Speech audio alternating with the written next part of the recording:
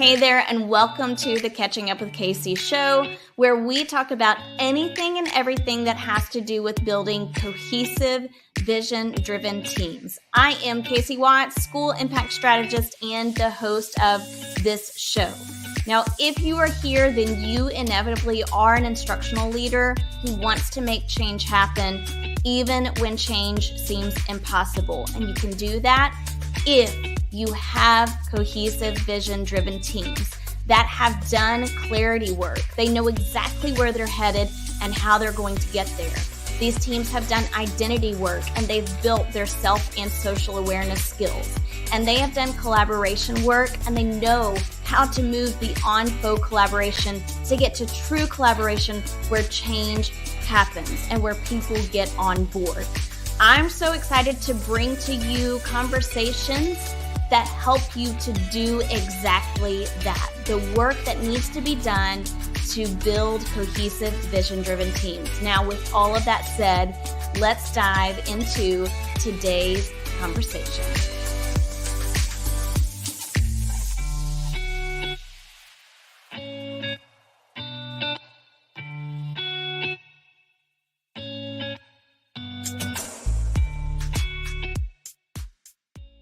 Hey there, everybody. Welcome to tonight's show. I am pumped about tonight's episode because we're going to be talking about what to do when student behaviors get in the way of schools making progress. And this is a real issue, right? So last week, I posted on social media, I think I posted to a couple of different groups, instructional leadership groups, about just this question, like, what gets in the way of your teams making progress?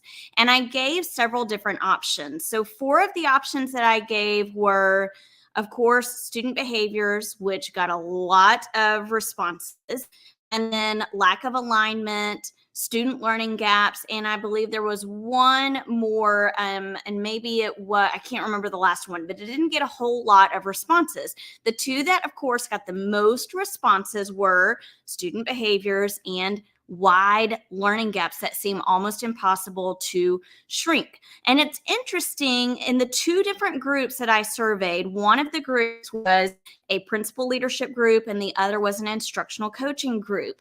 And both groups had different responses. The principal leadership group mostly responded with student behaviors.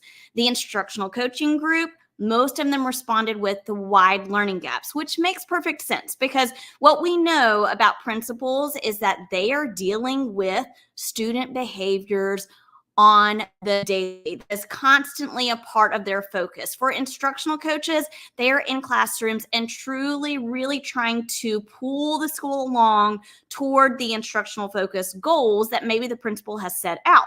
And I know that principals really want to focus on those instructional goals, but student behaviors get in the way because there are just so many of them. And you see it all over the place, especially nowadays. We have this issue with lots of student behavior, discipline issues that are covering our ability to make progress with any other instructional focus goals, with team capacity goals, with PLCs, because student behaviors and discipline tend to be our focus. Now, I want to tell you a little bit of a story before we get into what we do about that and what we do when student behaviors get in the way of the whole school moving forward. And so I want to show you this picture of a place in our very first house that we owned together, my husband and I. And we bought this house with the intent to flip it. In fact, we have flipped 3 houses since we have been married. And this was the very first house that we flipped. And in this house, there was this place, so you can see this at the edge of the doorway. This was right close to the back door. And there was this crack that we noticed coming up a little while after we moved into the house. And so I was thinking, you know what, no big deal. I'm just going to get some patchwork done to it so that you can't really tell that it's there, and we'll paint over it. So I did that. And then this gap, this crack showed up again. And I just patched over it, right? Painted over it, couldn't really tell that it was there. And then it happened again. we knew that there was a deeper issue going on, right? There was some sort of foundational issue.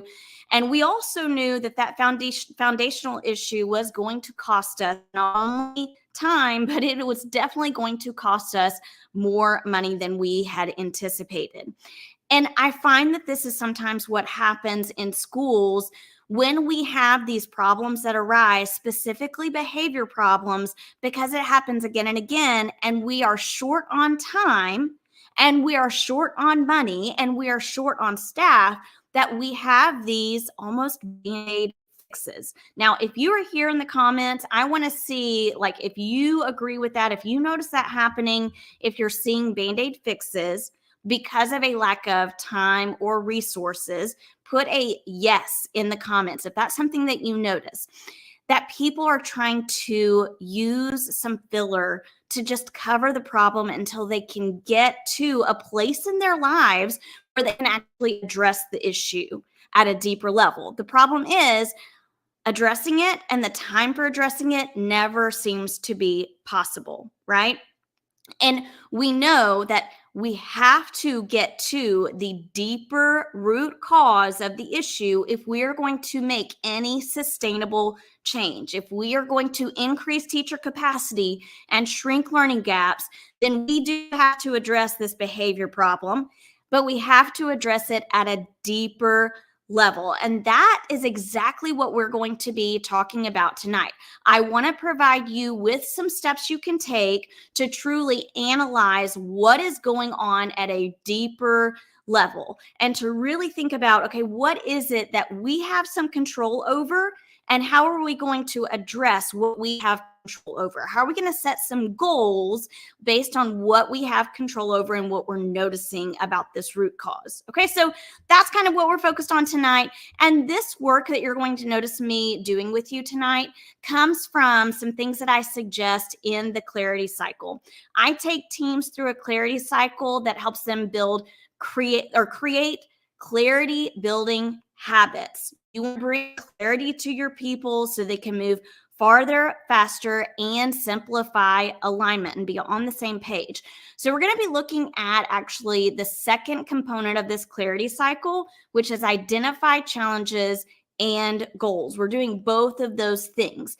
And one thing that I always suggest in this clarity cycle, specifically in the step of identifying challenges and goals, is a protocol for root cause analysis. And that's what I'm going to show you tonight. I am pumped about it. We're going to specifically focus on this problem of student behaviors. Now, I'm going to ask you, if you're here with me, you're going to be in the comments and adding some additional thoughts that you have, even if it's not something that I have on my screen. Okay. And so you'll know more about that here in just a moment. So let's say you've got your team, you formed a team, maybe it's your instructional leadership team, maybe it's just your grade level team, maybe it's a PLC team. You have a team of people and you know that there is a problem. There is a student behavior problem. It's taking up all of our time. Let's identify the challenges and set some goals. Here's how we're going to do that. We are going to implement a 10-5-5 protocol. And that's what I'm going to take you through tonight. It is one of my very favorite root cause analysis protocols because there is so much that you can do with it. And it's really going to help you to map out the future steps that you need to take to get people all aligned and to move towards some common goals. So let's talk about this root cause analysis. The 10-5-5 protocol takes you through a few different steps, and I'm actually going to ask you to take some additional steps after that. So what we're going to do first is think about a problem statement. I'm going to show you that here in a little bit. And then after we identify that problem statement and what it is that we want, we're going to list 10 reasons that the problem could be happening. Then we're going to list 5 more reasons, and then we are going to list 5 more. So by the end of this protocol, we should have a whopping 20 possible reasons for this problem. Okay. It sounds like, whoa, that is a lot, right? And it is actually, it is a lot initially. But once you get started listing some different ideas, they just keep coming to you. You'll notice that some of them are connected or related in some way, and that is okay. That's actually kind of a good thing. All right. We don't want to repeat anything necessarily, but it's okay and appropriate for some of them to overlap and align. So I've kind of done this work for you. And as I'm going through these different reasons that student behaviors could be an issue, you put in the comments if you are noticing these same issues or these same possible causes for the problem, and definitely add in some other causes that you're noticing in the comments. Okay. So we're going to start with the problem statement. The problem is behaviors are taking up our time and keeping us from focusing on instructional goals. So, what do we want? We want disruptive behaviors to decrease so that we can focus on making progress with instructional goals. I guarantee that all instructional leaders out there would love to put their time and attention on instructional goals versus behavior, right? But behavior is a concern, and we have to figure out how to approach it if we are going to make progress with instructional goals. So let's talk about 10 reasons that these behaviors, these disruptive behaviors, could be taking place. Here we go. Number one, and I'm going to actually increase the size of this so that you can see it. Be sure you're adding some comments in the comment section just to let me know, like, you agree, you disagree, maybe you have some additional things. So I'm going to go through these pretty quickly. One possible reason that disruptive behaviors could be taking place is that students are bored. Give me a thumbs up, some sort of reaction to let me know, yep, you agree with that. Okay. Maybe lessons aren't engaging. Maybe each teacher has different expectations or rules from classroom to classrooms, and so students are confused. Maybe there's too much screen time at home. Probably not a maybe. That's probably an accurate statement for most homes. There's little to no support from parents. That's a reality that we are faced with. Maybe behaviors are, there's an uptake in behaviors because students can't focus for very long. Maybe students don't care about the consequence. Have you experienced that? Yeah. Teachers lack classroom management strategies. That could be a possible cause for the behaviors that we're noticing that are disruptive. Sorry about the dogs in the background. Teachers are all using different management strategies. So from one classroom to another, we've got all of these different management strategies, right? And so when a student goes from class A to class B, one teacher is using one set of classroom management strategies, another is using a different set of classroom management strategies. So the student doesn't really have the capacity to focus on both strategies that the teachers are using, plus what it is that's expected of them to learn in the class. There isn't enough staff to help. Man, this is a big reality for us. Okay, so that is 10 possible reasons that behaviors are a concern for us in schools, right? Let's keep going. We're going to go to the next 5. So what I would typically ask you to do is, after you list 10, you look through them and you think, what are some consistencies and patterns that we're noticing here? What is similar? What could we categorize together? Let's go to the next 5.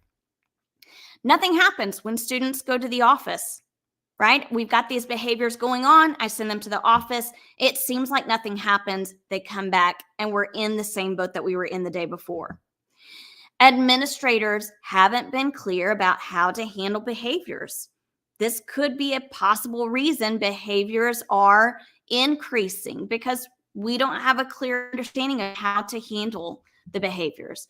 Students don't know how to handle conflict, right? They haven't learned how to do that. Students don't know how to manage their emotions.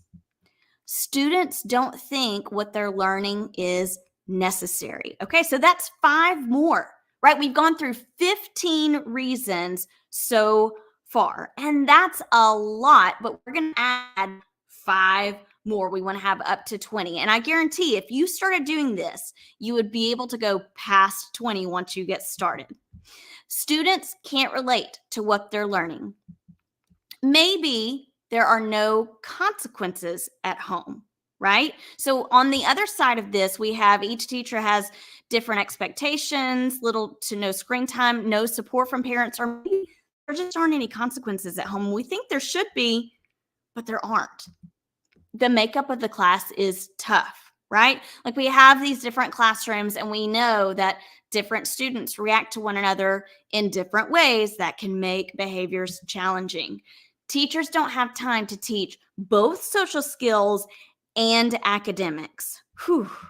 And then finally, class sizes are too big. So this is 20 different reasons that we might notice behaviors becoming more of an issue. Let's talk about what to do next. So let's say you've listed all 20 reasons that could be a possibility for all of these behaviors happening and happening again and again. They're taking up your time. You don't have enough time to focus on instructional goals. But we want to get to the root of it, and we want to address the root of it, because if we don't address the root of the problem, then guess what? That same problem is going to happen again and again, and we're going to have to address that problem again and again. This is where we start seeing those quick fixes, patches, band-aids, and we know that those are not sustainable. So here's what we're going to do next with this 10-5-5 protocol. We've got 20 different reasons listed. We are going to highlight what can be directly controlled. What do we have direct control over? We are going to strike through what cannot be directly controlled, and then we'll place an asterisk next to what we have influence over. Okay, so highlight what can be controlled, strike through what cannot be controlled, what's outside of our control, and an asterisk next to what we have some influence over. Here we go. So I've got all 20 things listed. Now, it's going to vary. What you highlight, what you decide to strike through, and what you decide to place an asterisk next to will vary depending on your role. So if you are a principal, there are some things that you might be able to highlight. And if you are an instructional coach, there might be some things that you are not able to highlight. So I'm kind of thinking about this from a leadership team perspective, which would include the principal, probably an instructional coach, probably a teacher. So those are the people that I'm kind of thinking about as we go through this. Students are bored. We cannot directly control that. However, we do have some influence over students being bored. Lessons aren't engaging. Guess what? We have direct control over the lessons that we are implementing in our schools. Each teacher has different expectations or rules. Yep, we have direct control over that. Too much screen time at home. Now I'm going to go ahead and address all these that are having to deal with what's happening at home. We cannot control what is happening at home. Now, for some of you, you may be thinking, no, but we can have some influence over it. You could be right. And that's something that if you're doing this with your instructional leadership team, you would have to discuss together, like what could we influence at home? What's completely outside of our control? For my purposes here, I have taken those out. Okay. Too much screen time at home. I don't have control over that. Possibly I could influence it, but really I don't have any control over it. No consequences at home. No control over that. The makeup of the class, I also have crossed out. Now, that could be different depending on what your situation is, but for the most part, teachers don't really have control over the makeup of their class. And then class sizes are too big. I mean, we have some control over that, but really that's kind of outside of our control. So I'm going to go back to little to no support from parents. Now, I did put an asterisk next to that because we can encourage support from parents. We can help them to learn how to support us at school, but we don't have direct control over it. Students can't focus for very long. We can't control that, but we can influence it. Students don't care about the consequences. Again, we don't have direct control, but we can have a little bit of influence over it. Teachers lack classroom management strategies. We have complete control over that, right? We can give them the tools and strategies. Teachers are all using different management strategies. Complete control over that. Now, it might take some time to ensure that we're all using similar aligned management strategies, but we do have control over that. There isn't enough staff to help. We have some influence over that, but not direct control. Nothing happens when students go to the office. Depending on who you are, you could have, like if you were a principal, you could have direct control over this, or you may just be able to influence it. Administrators haven't been clear about how to handle behaviors. Direct control. We can communicate a clear message. Students don't know how to handle conflict. If they don't know how, we can teach them how to handle conflict. Again, same thing with they don't know how to manage their emotions. We can teach them how to manage their emotions. Students don't think what they're learning is necessary. We have control over that because we have control over what we present to them. Students can't relate to what they're learning. We can make our lessons more relatable. And then finally, the last one that has an asterisk next to it is teachers don't have time to teach social skills and academics. I put an asterisk next to that because that can be influenced. Like we can take a look at our time, but we don't have control necessarily over the amount of time that we have in our classrooms. That is a set amount of time. We can decide how we use that time though, okay? So what I've done is I've taken all 20 of these different possible reasons that we're noticing this increase in student behaviors that are taking up time and keeping us from focusing on instructional goals. We have to consider what the root cause is. That means we have to focus only on what's directly within our control. What is highlighted is directly within our control, right? So if you know what is directly within your control, then you are going to be able to take next steps. Let me tell you about what next steps are from here. You are going to look at those different things that are highlighted. This is within our control. Decide what is it, if we were going to create some categories for these things, what would those categories be, right? So how do some of these fit together? What would be those categories? And if these are our categories, like these are the major things that we have direct control over. These are the major things that are causing student behaviors to increase and our time to focus on instructional goals to decrease. Then how are we going to approach those categories? We can create goals from each of those categories. And then we're going to move toward those goals. We're going to script critical moves to help all of our teachers and staff move toward those goals. This is the way for us to address the root cause of the problem. This is the way that we are going to notice sustainable change happen. This is the way that we are going to increase teacher capacity and shrink learning gaps and shrink those behaviors, right? So what I'm going to encourage you to do, guys, I've got a couple of things for you.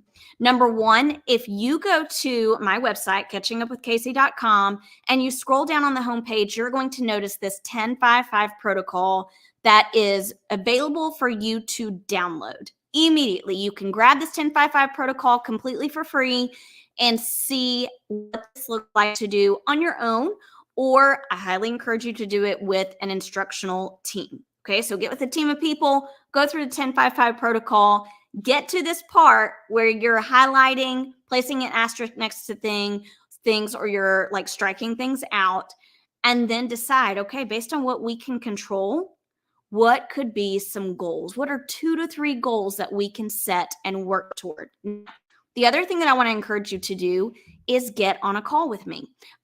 This whole month, I am just going to be doing free calls with you guys. So if you want to do this 10-5-5 protocol, even if you want to use exactly what I have here, and let's talk about some goals you can set based on this 10-5-5 protocol, we can do that. And I can talk with you and partner with you to think about, okay, if these are goals that you have set to address student behaviors, or maybe you have some other problems you want to address, then what does it look like to script critical moves to help people reach those goals? Okay.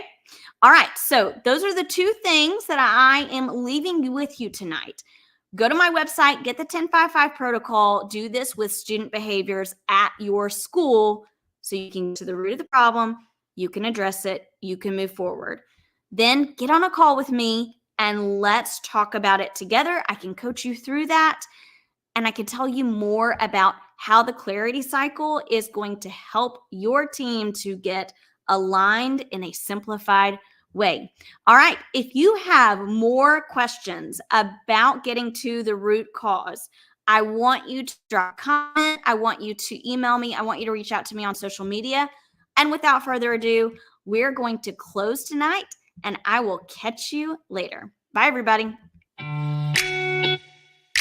Hey guys, I want to give a huge shout out to you for tuning into today's Change Catalyst conversation.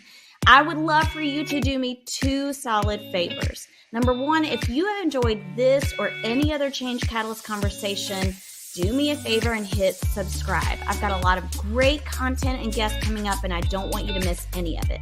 Number two, if you are thinking of a friend or colleague who could benefit from this show, share it with them. The only way to make change happen is through a multiplier effect. And you can be a multiplier by sharing this show. Until next time, I want you to go off and do the great things that Change Catalysts do.